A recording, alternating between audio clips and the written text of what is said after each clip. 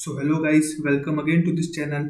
हम लोगों ने शुरू किया है क्लास 10 की इलेक्ट्रिसिटी और आज हम लोग कवर करने जा रहे हैं हमारा पहला टॉपिक जो कि है introduction to electricity and charges. So आप लोगों ने अपने घर में फ़ैन यूज़ किया है, आप लोग रेफ्रिजरेटर यूज़ करते हैं, आप लोग वॉशिंग मशीन यूज़ करते हैं, आप लोग आयरन प्रेस यूज़ करते हैं और आपके मोबाइल गैजेट्स और लैपटॉप। सो आप सभी जानते हैं कि ये आपके इलेक्ट्रिसिटी को यूज़ करते हैं। सो बेसिकली आपको आइडिया है कि इलेक्ट्रिसिटी क्या है, लेकिन इस चैप्टर में हम आपको ये बताएंगे कि इलेक्ट्रिसिटी क्यों है। ओके। सो हाँ, इससे पहले हम आपको ये बता दें कि आपने अपने बचपन में एक एक्सपेरिमेंट ज़रूर किया होगा जहाँ आप लोग एक कॉम को अपने सर पे रब करते थे और उसके बाद उसे टाइनी पेपर के पीसेस के पास ले जाके अट्रैक्ट करते थे। सो आपने क्या कभी सोचा है कि अट्रैक्शन आखिर क्यों होता है? ऐसे क्या रीज़न था कि वो रब करने के बाद पेपर के पीसेस अट्रैक्ट होते हैं? सो इसका आंसर है कि com acquire charges on rubbing.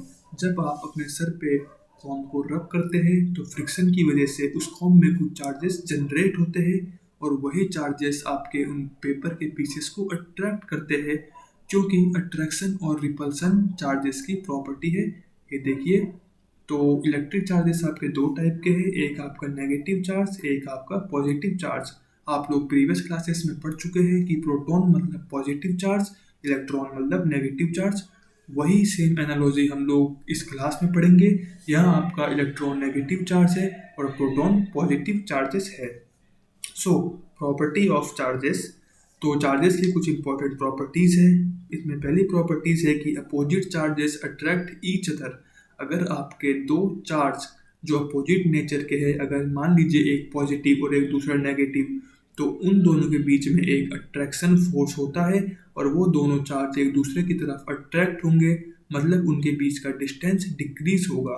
सो यहाँ कॉम वाले केस में वही होता है, इन दोनों के बीच में अट्रैक्शन होता है और टैनी पेपर के पीसेस कॉम की तरफ अट्रैक्ट होते हैं। सो वहीं अगर आपके चार्जेस सेम नेचर के हैं, मान लीजिए दोनों के दोनों आपके पॉजिटिव चार्ज है, तो उन दोनों के बीच में रिपल्सन होगा, वो एक दूसरे से दूर दूर जाएंगे, यानी कि उनके बीच का डिस्टेंस आपका बढ़ेगा। सो दिस इज इम्पॉर्टेंट कि opposite charge attract each other and same charges repel each other. So मैं आपको एडवाइस दूंगा कि आप इस वीडियो में जहाँ पे कंसेप्ट ख़त्म हो, आप साथ साथ रनिंग नोट्स बनाइए। ये आपके लिए बहुत हेल्पफुल है, बोर्ड के लिए तो है ही, साथ में आपकी फाउंडेशन को क्लियर करने के लिए। सो ये था आपका बेसिक ऑफ चार्जेस। अब इसके बाद हम लोग पढ़ेंगे आपका अगला। ओके, इसी में अभी हम लोग ये कवर करेंगे कि इलेक्ट्रिक चार्ज की एसआई यूनिट क्या होती है। देखिए, जैसे हम लोग लेंथ को मीटर में मेजर करते हैं और टाइम को सेकंड में, मास को किलोग्राम में, वैसे ही आपकी एक स्टैंडर्ड यूनिट है जो इलेक्ट्रिक चार्ज को मेजर करती है, ये है आपकी कूलाम। ओके। सो बेसिकली आपका कूलाम क्या है, तो देखिए ये है आपकी कूलाम की definition. 1 coulomb is that quantity of electric charge which exert a force of 9 into 10 to the power 9 Newton on an equal charge placed at a distance of 1 meter from it। आप ये मान लीजिए कि अगर आपके पास दो balls है और सपोज दोनों बॉल्स आपके पॉजिटिव नेचर की है, तो आपको पता है कि अगर दोनों चार्जेस सेम नेचर के हैं तो इनके बीच में एक रिपल्सिव फोर्स आएगा। अगर आप दोनों बॉल्स को 1 मीटर के डिस्टेंस पे रखें और अगर इनके बीच में 9 into 10 to the power 9 Newton का रिपल्सिव फोर्स आए, तो आप कह सकते हैं कि दोनों बॉल्स पे आपका 1 कूलम का चार्ज है। ये स्टैंडर्ड डेफिनेशन है। इसका ये मतलब है कि अगर आपकी दो बॉल्स एक दूसरे को 9 into 10 to the power 9 Newton के फोर्स से अट्रैक्ट या रिपेल करती है, तो हम कहेंगे कि दोनों बॉल्स पे 1 कूलम का चार्ज है। आप हायर क्लासेस में पढ़ेंगे कि हम लोग ये फोर्स की कैलकुलेशन कैसे करते हैं। अभी आपके सिलेबस में ये कवर नहीं है, सो इसे हम यहीं पर छोड़ेंगे। सो बेसिकली हम आपको बता दें कि एक इलेक्ट्रॉन पे कितना चार्ज होता है। हम लोग जानते हैं कि इलेक्ट्रॉन एक एटम के अंदर का पार्ट है, सो आप लोग सोच सकते हैं कि इलेक्ट्रॉन कितना छोटा है। सो इसी के अकॉर्डिंग इलेक्ट्रॉन पे एक नेगेटिव चार्ज होता है 1.6 into 10 to the power - 19 coulomb. Note it, this is 10 to the power - 19। तो आप ये समझिए कि आपका एक कूलाम कितना बड़ा यूनिट है। सिमिलरली आपका एक प्रोटॉन में चार्ज होता है पॉजिटिव नेचर का और 1.6 इंटू 10⁻⁻19 कूलाम। सो अगर कोई आपसे पूछे कि इलेक्ट्रॉन एंड प्रोटॉन पे चार्जेस का मैग्नीट्यूड क्या सेम है, आप कहेंगे यस। लेकिन क्या दोनों का नेचर सेम है, आप कहेंगे नो। इलेक्ट्रॉन पे आपका नेगेटिव चार्ज है और प्रोटॉन पे आपका पॉजिटिव चार्जेस है। सो अगर हम एक क्वेश्चन को डील करें कि how many electrons constitute 1 coulomb of charge, कि एक कूलम के चार्ज में आपके कितने इलेक्ट्रॉन्स होते हैं। सो आप यहाँ देखिए, हमने कहा कि 1.6 इंटू 10⁻⁻19 कूलम में आपका एक इलेक्ट्रॉन है। तो आपके एक कूलम में कितने इलेक्ट्रॉन होंगे, आपके एक कूलम में होंगे 1/1.6 इंटू 10⁻⁻19। और इसे अगर आप सॉल्व करेंगे तो आपका आंसर आएगा 6.25। आपका आंसर आएगा 6.25 इंटू 10⁻18 इलेक्ट्रॉन्स। सो आपके एक कूलम के चार्ज में इतने इलेक्ट्रॉन्स होते हैं। This is a very very huge number. आप कह सकते हैं कि जब 6.25 इंटू 10⁻18 इलेक्ट्रॉन एक साथ फ्लो होंगे तो एक कूलम का चार्ज जनरेट होगा। ओके, आइए अब हम आपको बताएं कि कंडक्टर एंड इंसुलेटर क्या होते हैं। सो बेसिकली कंडक्टर आपके वो सभी मटेरियल्स जिनसे इलेक्ट्रिसिटी फ्लो हो सकती है आपके कंडक्टर कहलाते हैं, और इंसुलेटर आपके वो मटेरियल जिनसे इलेक्ट्रिसिटी फ्लो नहीं होती है वो आपके इंसुलेटर कहलाते हैं। सो आपने अपने मोबाइल का चार्जिंग पिन नोट किया होगा, वो क्या है, मेटेलिक या प्लास्टिक। वो एक मेटल है, जो कि मेटल में इलेक्ट्रिसिटी फ्लो होती है। लेकिन आपका जो चार्जिंग के बाहर की आउटर सरफेस है, जो वायर की आउटर सरफेस है, वो आपने नोट की है कि वो आपकी रबर या प्लास्टिक की होती है।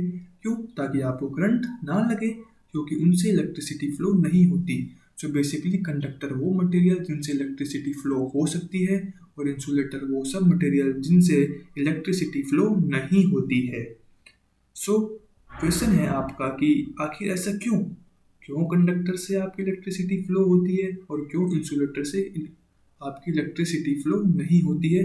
अभी हम लोग इसे आगे डिटेल में पढ़ेंगे, लेकिन आप ये समझिए कि आपके कंडक्टर में फ्री इलेक्ट्रॉन्स प्रेजेंट होते हैं। सो इसकी वजह से आपके इलेक्ट्रिसिटी फ्लो होती है, और इंसुलेटर में आपके फ्री इलेक्ट्रॉन्स नहीं होते हैं, इसलिए आपकी इलेक्ट्रिसिटी फ्लो नहीं होती है।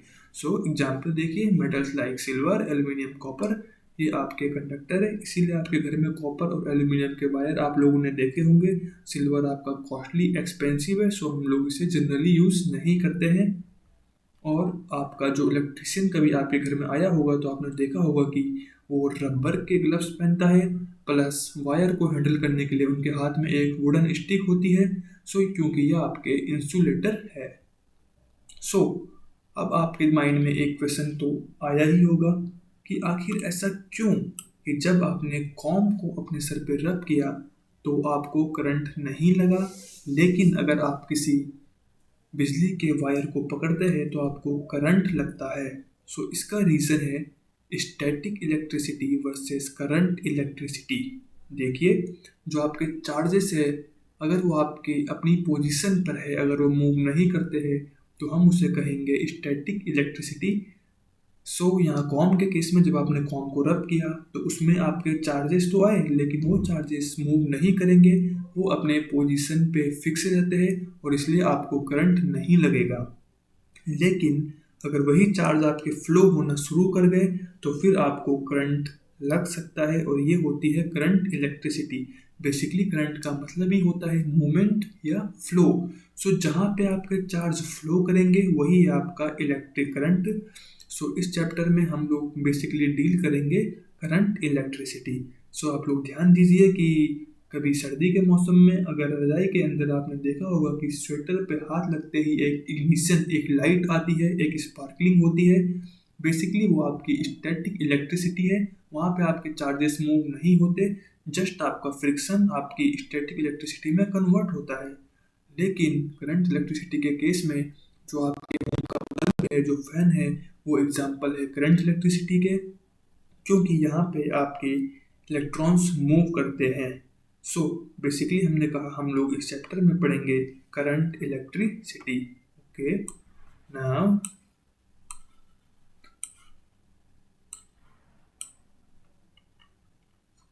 ओके अभी हमने आपसे पहले डील किया कि हमारे कंडक्टर में क्यों करंट फ्लो होता है और इंसुलेटर में क्यों करंट फ्लो नहीं होता है। वहाँ हमने एक टर्म की बात की थी, वो थी आपकी फ्री इलेक्ट्रॉन्स। सो ये फ्री इलेक्ट्रॉन्स क्या है, ये आपका एक्स्ट्रा कंसेप्ट है, आपके कोर्सेस में कवर नहीं है, लेकिन आपको कोई डाउट कोई कन्फ्यूजन ना रहे तो हम इसलिए आपको समझा रहे हैं। सो आप कुछ ऐसे समझिए कि अगर आपकी 1 फुट की वॉल है तो आप उससे इजीली कूद के पार जा सकते हैं, लेकिन अगर वही वॉल आपकी 20 फुट की हो गई तो नो मैटर कि आप कितने स्ट्रांग हैं, आप उसको नहीं कूद सकते।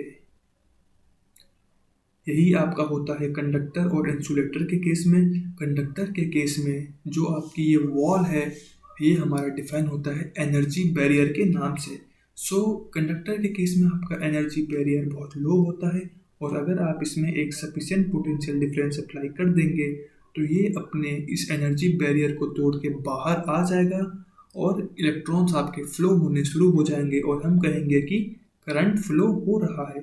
लेकिन इंसुलेटर के केस में ये एनर्जी बैरियर ये इतना हाई है कि नो मैटर आप कितना पोटेंशियल डिफरेंस अप्लाई करते हैं, ये इलेक्ट्रॉन इस बैरियर को पार नहीं कर सकता, और इसलिए इसमें आपका करंट जनरेट नहीं होता।